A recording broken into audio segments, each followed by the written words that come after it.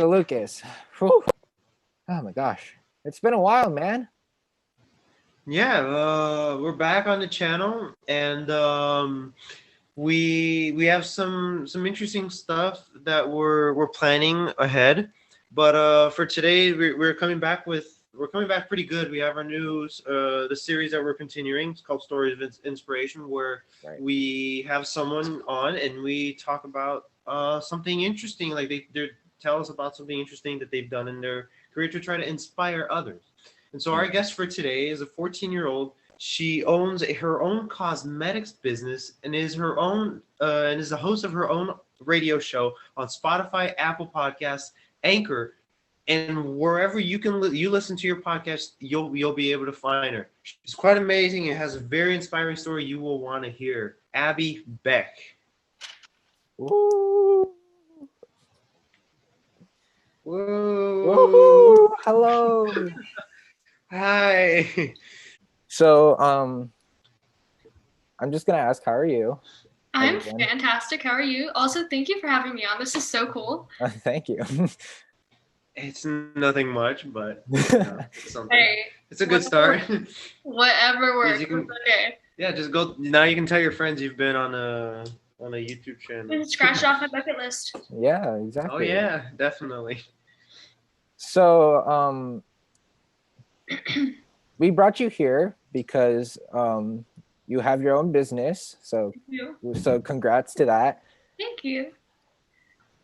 What is it like having your own business?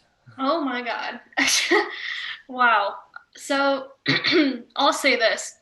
It's insane. It's absolute chaos all of the time because when I first started it, I literally started it because I got an idea in my head and I was like, how can I do this?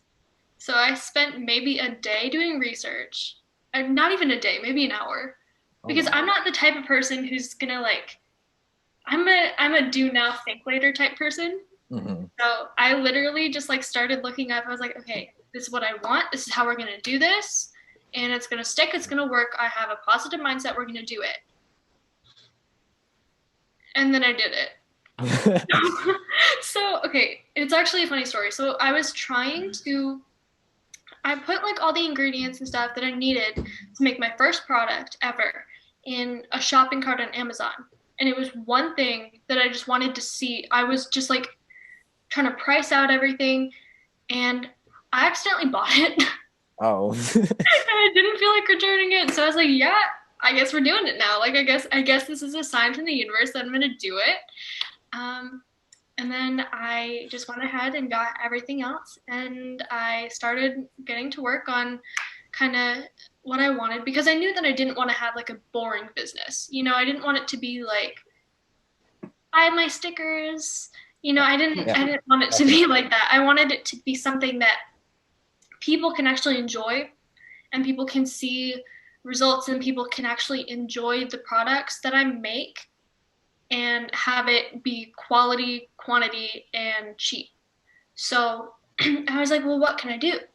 And it came down to like pins and cosmetics. And I figured that I'm more of a cosmetics type girl because that is just right up my alley. Mm-hmm. So I decided to start a cosmetics line. I'm the owner of the New Classic Company, and I sell, as of now, only lip products, but I'm expanding soon. So I just released a peppermint lip oil with gold flakes, actually, on December 1st. So yeah, that's fun. Awesome. Wow. Yeah, nice. but That's really it's interesting. crazy because you have to. I'm not good at math by any means. I've never been good at math. I will never be good at math. But you have to figure out how much you need to price each item, how much of each item you need, how much of everything, and then you can actually start making it. So what I did was I was like, you know what? I'm just gonna wing it. So I ended up buying ingredients and the tubes. I originally started with 60 tubes, I want to say. And they are all now filled and ready for purchase. And people started to like them. So I expanded and I got labels for my tubes with my custom logo on it. And people like those too. So then I just figured I'd expand with the peppermint lip oil, and I do have a new product coming out soon in spring. So, Wow. or maybe. Yeah, you got to be like super organized if you gonna have to run a business. You would think that. You would think so. But it's really difficult trying to do like photo shoots and everything like that, because my goal is that, I don't want it to look cheap. I don't want it to look like a cheap business, even though the products are very cheap. So I try to have photo shoots for my products and stuff like that. And my entire closet area, my entire closet area is dedicated to my business. But I work with a bin system. So in the bin to the far left, I have all empty tubes that need to be filled. The second one is every ingredient. The third and fourth one are all my packagers, and the fifth one is ready to ship. And it keeps a pretty good organized system. And then I have everything over here. Not even in my closet anymore. Everything is over there. And I just, yeah. I'm an organized person, so I have them scattered everywhere. I have products everywhere, and it's so awful. But I have, let's see, like I can see 5 lip glosses on my dresser that are just chilling. I need to put those away later, but I won't. But yeah, it's a whole thing. And where I'm at was where I was making my lip oils earlier, and I have every ingredient here. I have just like, it's a mess, but it's really fun. I love it.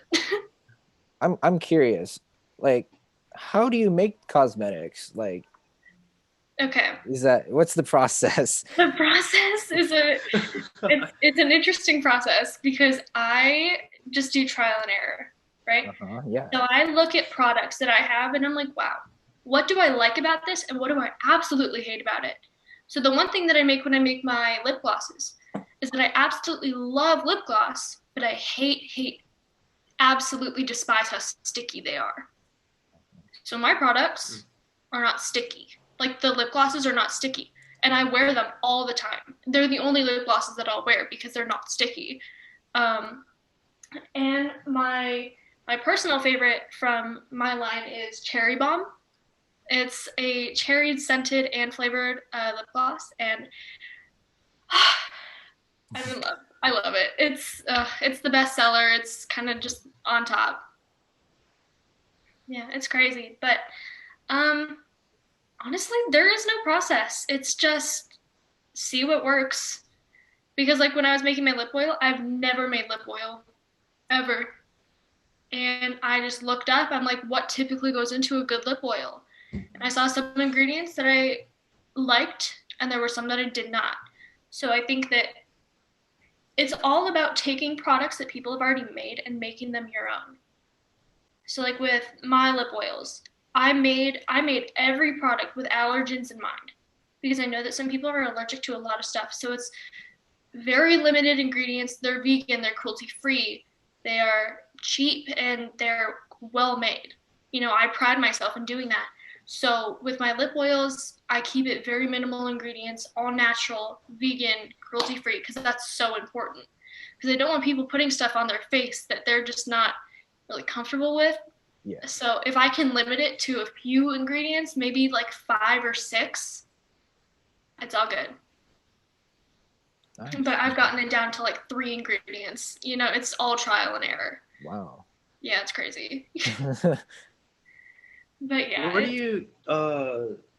do you see this in the future? Like maybe in 2 to 3 years, where do you see yourself doing this? 2 to 3 years.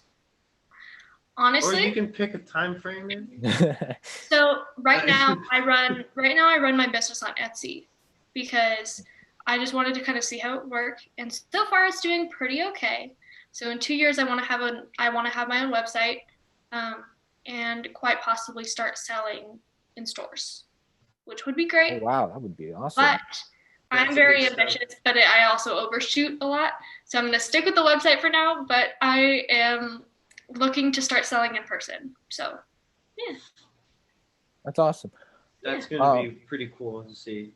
I hope. I really do. It's Yeah. So I'm gonna switch the topic because you also not only do you have a not only do you have a business, you got it. also have a podcast. I do. I do have a podcast. So what do you talk about on your podcast, or is it just like random every episode, or do you have like a specific topic in mind? Okay. And is it guest based? Yes, it is guest based. Okay.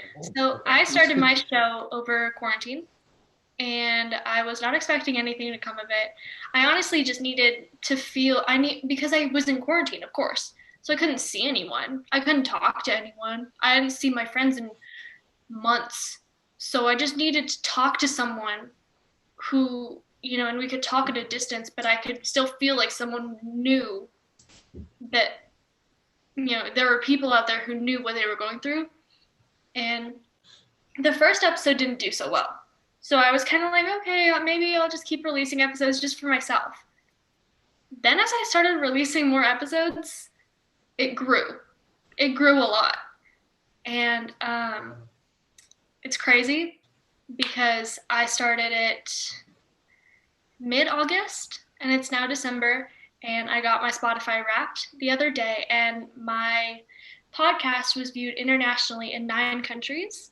And it was viewed for a brief period of time in upwards of 15. So it's crazy. That's insane. Good job. Yeah. Yeah, I saw it, and I literally almost had a heart attack. I was walking into class, and my favorite teacher, Miss Parks, if you're out there, if you're watching this, we love you. But I walk into class, and I see my Spotify Wrapped, and it's like, you were viewed in 9 countries internationally. And I'm like, shut up. I go to my teacher, and she's like, because she saw my face, she's like, what? So I showed her, and she's like, dude. And I'm like, I know. It's so amazing. But mine originally started as just a hangout type situation where I could literally talk about anything that I wanted to because it was my show. Because there are some things that I really needed to say and that I could not normally say in person without someone arguing with me about it, Mm-hmm. Because in this day and age, you can't go anywhere without someone arguing with you, and I was like, if what it takes is starting a podcast so I can sit and have a moment of silence to say what I want to say, all right.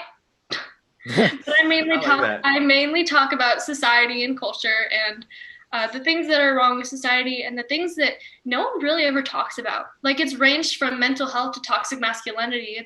And it's crazy because those are the things that no one ever speaks on, That's so true. Yeah. Because if you try to speak on it, people argue with you, They attack you. They attack you for it, And when I released a toxic masculinity episode, I got a bunch of angry men who were up my, they were just like DMing me, and they're like, well, you're a female. And I'm like, I realize that. And they're like, so if you're a female, why are you talking about men? And I'm like, if you read the title, it says toxic masculinity from a woman's perspective. Okay. Yeah. And then I released a toxic femininity episode because I realized that it wasn't fair that I'd just be pinpointing men. Yeah, that's true. So it goes both ways because I can't have a conversation with somebody about anything without them having something to kind of rebut against, you know what I mean? Yeah. So if I can say what I want in the safety bubble of my show, I will do it. And the reason I did it, I don't even know why. I really don't. I just figured that it'd be cool. And I thought of names. My original name was called Pretty in Pink. But then I started talking about stuff. And I'm like, that doesn't fit, Because it sounds very like ditzy, it sounds very like hey guys, welcome back to Pretty in Pink. I'm Abby. Welcome to my show. No, I'm not that person. I'm not a very ditzy person. So I was like, what's something that's hardcore and something that says something? And And then I was like, well, what am I doing? You know, I'm talking about real issues. So the name Get Real just kind of stuck. And yeah, so on my show, I kind of embrace the weird. I'm very spontaneous. My show is not scripted by any means. I just follow a guideline. If I have a guest on, I say limit language, no political views, you know, nothing too controversial. And if you look back in my further in like the past episodes, I've forgotten my podcast name before, and I left it in because it was hilarious, and I had to write it down on my computer screen. You know, and it's just, I don't know, it taught me a lot because it teaches you that you can't stick to a script when you're doing something like this. It's unpredictable. It will never be straightforward. You know, so if I can embrace the weird, if I can embrace the awkward, you know, I leave in moments of awkward silence because it's called Get Real for a reason. I'm not going to edit something out that didn't happen. You know, if someone says something political on my show, I don't release the episode, period. I'm not going to edit it out. I'm not going to do anything. I don't release the episode because it's fake, you know? It's not the way that the conversation happened. I want a genuine conversation with somebody who genuinely cares. And if they say something that's not along the lines of what the subject is, then that episode's not getting released because I want a genuine connection. I don't want it to be staged. I get it. If that makes sense. I get you know? it. Mm-hmm. So, yeah. And I think that people really respond well to it because it's just a lot of issues that go unnoticed a lot of the time, and when I speak on it, I become the poster child for it, and I kind of become the target. You know, I become the target for all the hate of it. But if I have to be the target for hate, if other people can feel a lot better about the way that they view themselves in society, I will gladly take a bullet for it.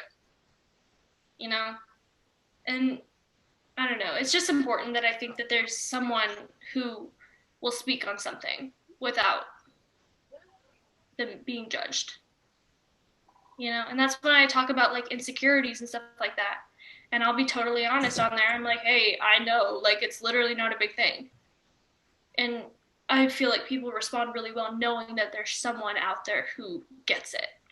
You know, it's amazing. There's a lot of issues that need to be talked about, and you talk about them, and that's good. That's a good thing. Yeah, and sometimes I stray away from serious topics. You know, like I just did an episode yesterday that is catching up with my elementary school best friend, and we were spilling so much tea about our elementary school, and we exposed a lot of secrets. And my fifth grade teacher actually watched the episode, so oh no, it's a little awkward, but it's okay. Well, now she knows, so it's fine. I mean, yeah, I like the part of you being like real with everything because of everything like that we have on YouTube right now. There's like a lot of people that are fake on YouTube, and they're like scared to say certain things. And I like how you just, you know, you say it, and that's how me and Hugo are like that on our channel. We like to keep it real. If there's something that happens that we might maybe not want it in, we'll still put it in because it's what happened. You know, it's not really. Yeah, we want to talk about it. We'll put it out. And I'm sure that you guys know. I'm sure that you are no strangers to hate because I've been bashed on Instagram for what I do, and it's whatever at this point, you know, because I see people who are like bashing on my podcast started their own podcast, and then while they're advertising theirs, they're tearing down mine, and it's just like, I mean, that's a little contradictory, don't you think? But okay, you know, and then it's just what it is. Yeah, you just gotta ignore it. Exactly. And that's what I talk about it too. I'm like, I've even completely called people out. I'm like, look, I'm not going to call you out by name because I'm not giving you the attention. But if you want to come tear down my show, at least say it to my face. Don't say it on Instagram. Yeah, you know, like. Exactly. Nowadays, like, come on my show. Come on my show. Come tell me. Like, you know, and then they don't. And I'm like, that's what I thought. Yeah, get real with Abbey. Jeez. Mm-hmm. You learn a lot about yourself and a lot about people, because while there are a lot of people who absolutely want to see your show fail, And then when it doesn't, it just like it feels real good to just look at them and be like, Oh yeah. you're just like, Gotti. you're like, sorry.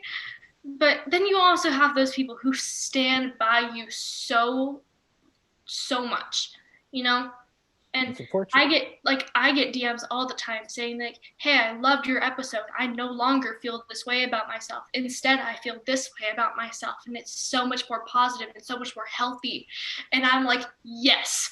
I'm like, "That's my goal right there." And then when that stuff happens, all the negativity just leaves. I'm just like, it's whatever. Yeah, Because if you can help one person, if you can just help one person, then all the 7 people who hate you don't even matter, because that one person made such a difference in your life. And I don't know, it's crazy. I'm sorry. I need to stop talking. No, it's all right. It's all right. Well, that's why you're here. Exactly. I'm just like I need to stop. But okay. That's No, more. No, and if you have a podcast, you learn to talk to yourself. Like, honestly, oh, that sounds so crazy. I'm sorry. fine. I didn't mean it like that. No, but like if it's just me and a mic, I'll talk about whatever people want me to talk about. Same. Same with us. And when I have a guest, it's so much more easy because I have someone to talk to, obviously. And as much as my podcast can be really serious and just very, I don't want to say like the subjects that we talk about can be very sad, but I try and make them as upbeat and as